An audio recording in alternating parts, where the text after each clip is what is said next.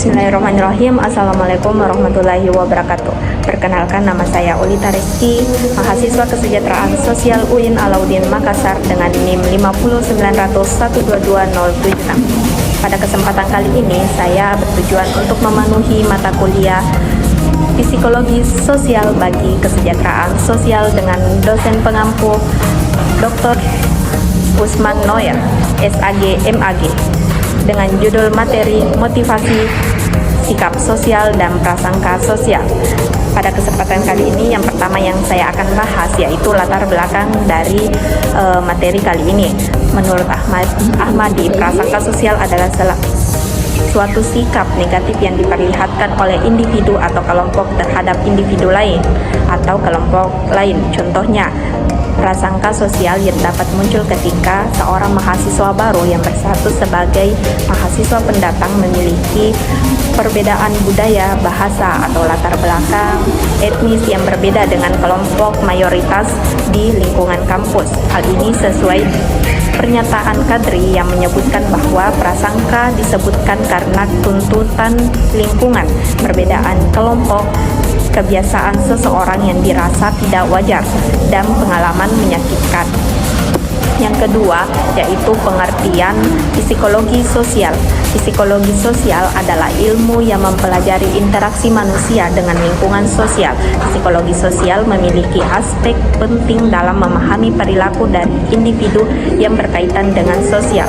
Tujuan dari psikologi sosial juga untuk memahami tingkah laku individu dalam situasi sosial. Berikutnya, menurut Ahmadi, prasangka sosial adalah suatu sikap negatif yang diperlihatkan oleh individu atau kelompok terhadap individu lain atau kelompok lain. Kemudian ada pengertian sikap sosial. Sikap sosial merupakan suasana yang saling ketergantungan yang merupakan keharusan untuk menjamin hubungan sesama manusia, karena manusia dalam memenuhi kebutuhan hidup sebagai diri pribadi tidak dapat melakukannya sendiri melainkan memerlukan bantuan dari orang lain. Kemudian ada macam-macam sikap sosial. Yang pertama ada aspek kognitif, yang kedua ada aspek konatif, dan yang ketiga adalah aspek efektif. Kemudian ada faktor-faktor pembentuk sikap sosial. Yang pertama itu perilaku dan karakteristik orang lain. Jika seseorang bergaul dengan orang lain yang memiliki karakteristik santun, ada kemungkinan ia berperilaku seperti kebanyakan orang-orang berkarakter santun dalam lingkungan pergaulannya. Yang kedua, ada proses kognitif, di mana ingatan dan pikiran yang membuat ide-ide, keyakinan, dan pertimbangan yang menjadi dasar kesadaran sosial seseorang akan pengaruh terhadap perilaku sosialnya. Kemudian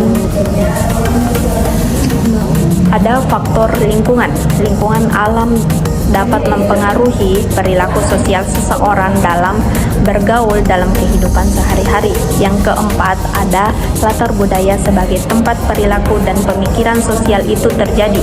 Misalnya, seorang yang berasal dari etnis budaya tertentu mungkin akan merasa berperilaku sosial aneh ketika berada dalam lingkungan masyarakat yang beretnis budaya lain atau berbeda.